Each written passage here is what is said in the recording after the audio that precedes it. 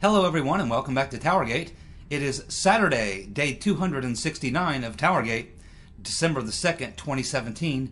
Thank you so much for tuning in to this Saturday evening, weekend edition. We have a lot to get to today and very little time to get with it. So let's go ahead and get started.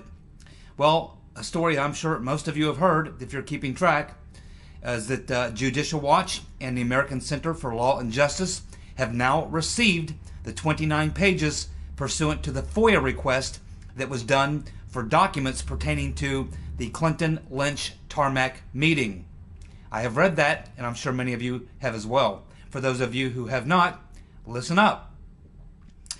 The FOIA request that was done by ACLJ and Judicial Watch pertaining to these records about the Clinton-Lynch Tarmac meeting are now in the hands of Judicial Watch and the ACLJ.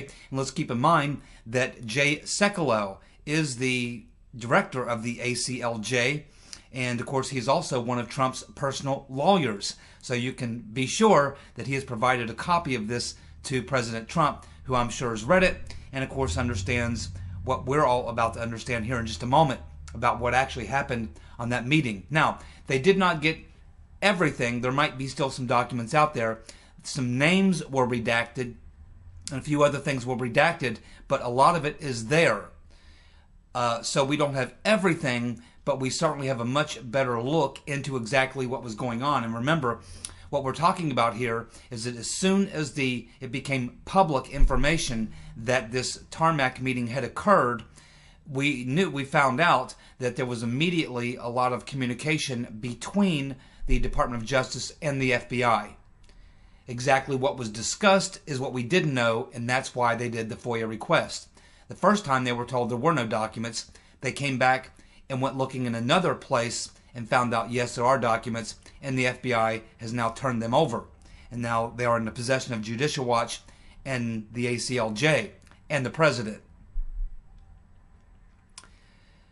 Now, the documents that they received talk mostly about the response or what the FBI and the DOJ were doing about this being made public. They don't go too much into, or really hardly at all, into what the FBI or the DOJ thought the meeting may have been about. There's really very little about that. So we're not really getting any insight as to whether or not the DOJ or the FBI were trying to find out why they met. In fact, based on these documents, it appears that they had no interest. It appears that their only interest was in covering it up and making sure that the story would be killed. But they weren't able to do that, obviously. But it sheds a lot of light on things. It certainly shows us now that it was no accidental meeting. It was meant to be a secret meeting. It was a planned meeting. Because if you remember, we were initially told, oh, well, Bill Clinton just happened to be coming into Phoenix Airport and he found out that Attorney General Lynch's plane was there, or that she was scheduled also to be there, and they just happened coincidentally to meet there at the Phoenix Airport. And so he thought he would drop by and say hi and ask about the grandkids. We now know that that is bullshit. We knew it was bullshit before, but now we can prove it was bullshit. So that is pretty much what we've learned. So let's go through some of the details, highlights of these documents. The FBI documents show that FBI officials were concerned about a leak that Bill Clinton delayed his aircraft from taking off in order to maneuver and meet with Attorney General Lynch. So that's important. That tells us a lot. It tells us that as far as the FBI was concerned, they were more concerned about how the meeting came about than they were, again, about the actual meeting itself and the fact that it was obviously a major compromise of a criminal investigation being that was in play at that time with Bill Clinton's wife, the Right Reverend Clinton, over the email investigation. This should have been the number one thing on their mind, but as we find out here, it was not.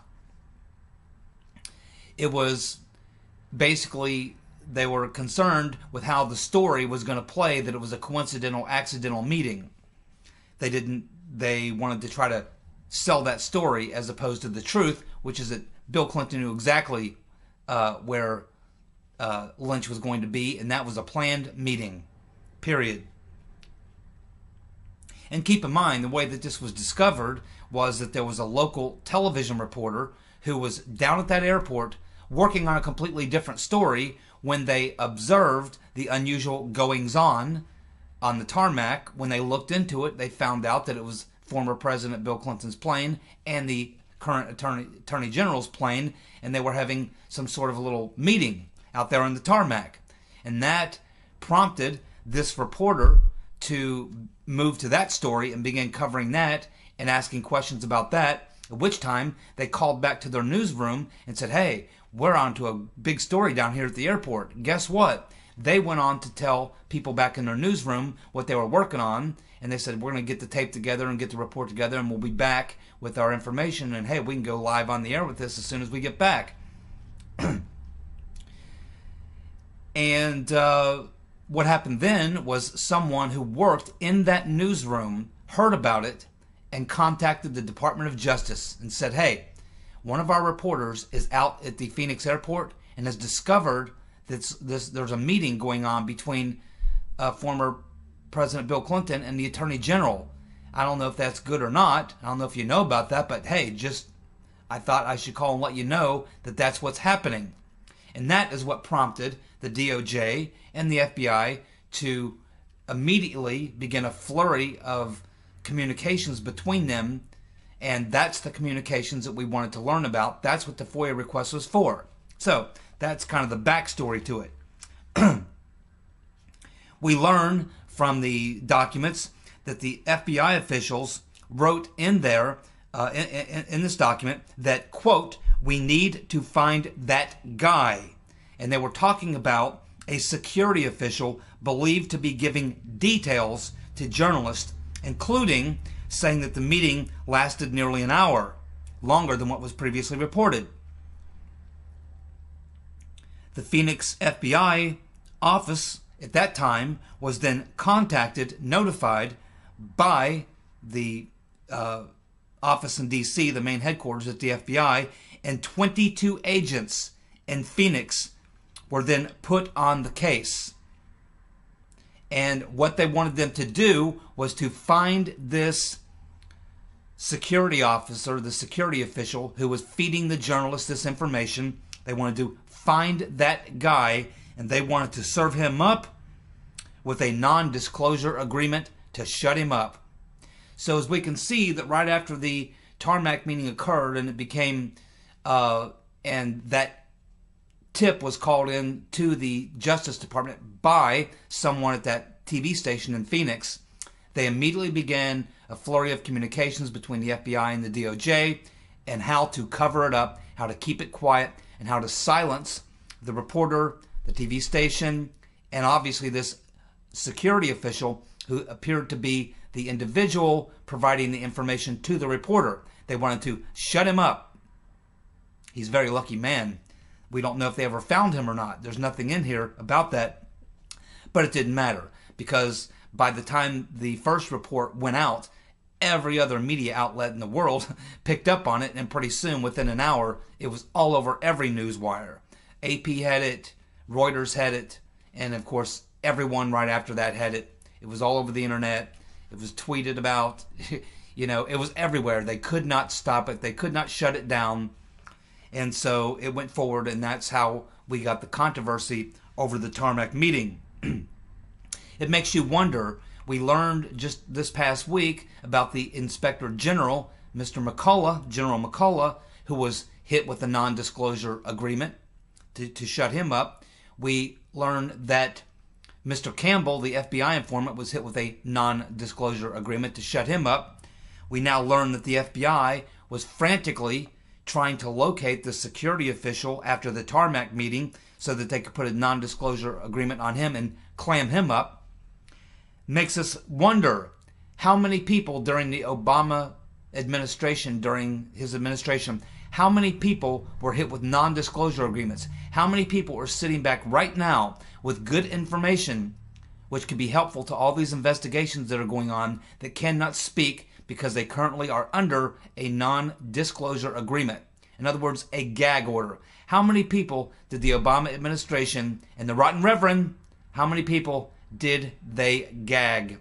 How many people are sitting back with gag orders right now who can't talk?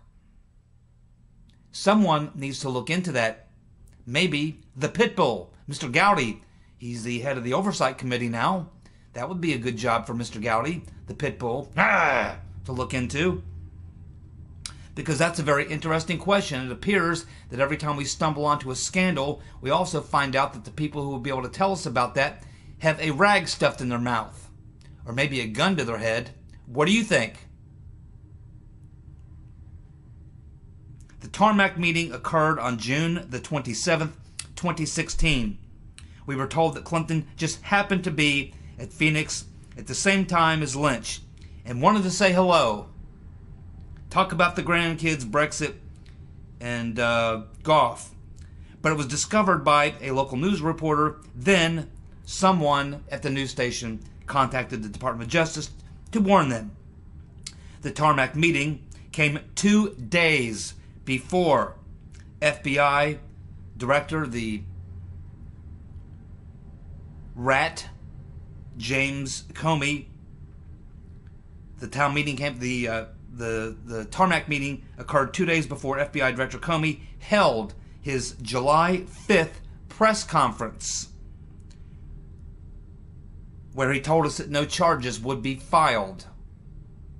Clinton and Lynch have the Tarmac meeting, and 2 days later, Comey comes and tells us that no reasonable prosecutor would prosecute after he lays out the case of many, many crimes by the Rotten Reverend.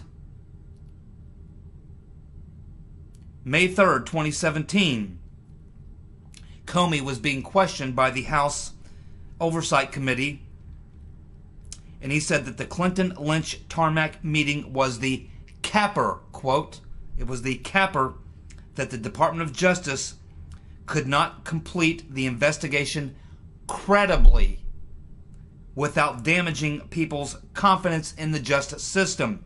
That's the reason that Comey gives for going out there to the podium, killing the investigation, exonerating Hillary, making that determination on his own, despite it wasn't his job as the FBI director. It was the job of someone at the Justice Department, whether to exonerate or whether to do something else. He took it upon himself to put himself in that role, and he also is telling us that it was the capper. This all shows that the FBI was more concerned about keeping the meeting secret than learning about what actually happened in the meeting itself. And that's a problem, isn't it? Here's why it's a problem, certainly for James Comey and Loretta Lynch and the Rotten Reverend. Certainly for James Comey, we just learned that he sat there in a House Oversight Committee and told them that this was a major deal when he learned about the Clinton-Lynch Tarmac meeting. It was the capper. It was the thing that caused him really to move towards the exoneration. It was the thing that moved him to bring it to a close. The thing that moved him to come out and basically question whether or not the investigation could continue because it had lost credibility with the Justice Department. So this was said to be a major, major deal, according to Comey, when he was being questioned. But when you look at the actual documents about the reaction of the Department of Justice and the FBI, they apparently had no interest hardly at all. It wasn't a big deal. The only thing that was a big deal was the fact that the meeting itself occurred and that it was discovered by a reporter and made public. So James Comey is telling us on one hand, in the Oversight Committee, that it was a big deal. But the documents show us that it really wasn't. James Comey, lying again, compromised again. He certainly needs to explain that because the documents that they have just received do not bear out what James Comey said in the committee hearings. The two don't wash. Shouldn't surprise us. A lot of things that Comey says, when we actually find out the truth, do not wash. He's dirty. He's a dirty rat. a dirty dog. He needs to be brought back in front of Congress publicly in an open hearing and grilled. And to you, any of you members of Congress who may be watching this video, or the president or anyone else, and you don't exactly understand how to move forward to bring Mr. Comey in and get to the bottom of this, give me a call. I'm sure that I can offer some services to you to help you get to the bottom of this and ask the real questions that need to be asked to Mr. Comey. We can get this thing sorted out. So a lot of people want to know what may have been discussed. Well, obviously, there was probably several things discussed. Certainly, the investigation of the rotten Reverend Clinton. Certainly that was discussed.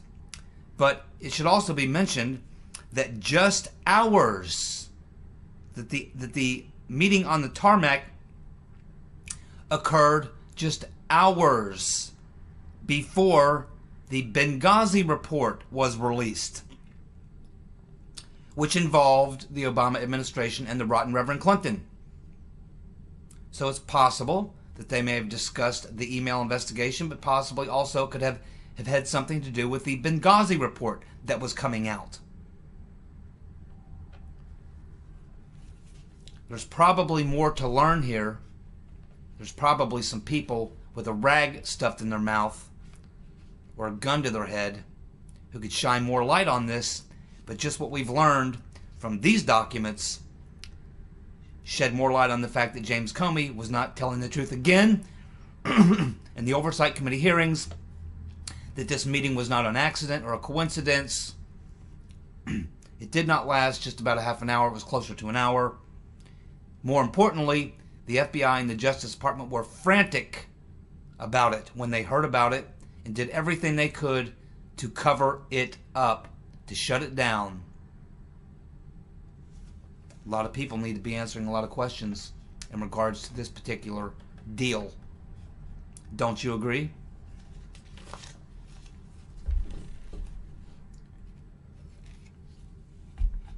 As most of you know who follow my channel pretty closely, you know I've been all over the dossier, and we have some new developments regarding the dossier.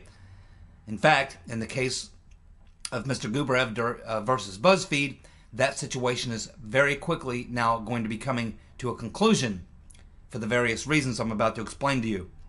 For those of you who are new to my channel, I've been on the dossier probably more than anyone I can think of. I don't know anyone who's covered it any better.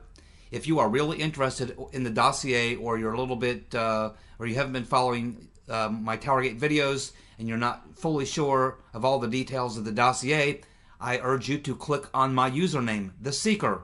That will take you to my YouTube homepage. You can scroll down through my videos and you'll find two videos back in somewhere between the middle of June and middle of July, I believe. You will find two videos, one, the dossier part 1 and the dossier part 2, where I lay out the entire history of the dossier from its birth until the time that it was published by BuzzFeed on January 10th, 2017. It's all there. I name the sources, how it all came about, everything. Probably 90% of everything that's there is still relative to today. We have learned some new things, but if you really want to get the full background, deep story on the dossier, simply go look at the two videos I did, the dossier part 1 and 2. They're right there on my YouTube channel. Click on my username and scroll through my videos and you'll find them. I highly recommend it. Bring you up to date and up to speed so you can continue to follow the story as it moves forward. But just to give you a very quick update for those of you who are new, what happened here with the dossier was that BuzzFeed published the dossier on January the 10th of 2017. The dossier alleged that a man named Alexei Gubarev, who is a Russian tech giant, owns the web hosting company Webzilla and a couple other companies.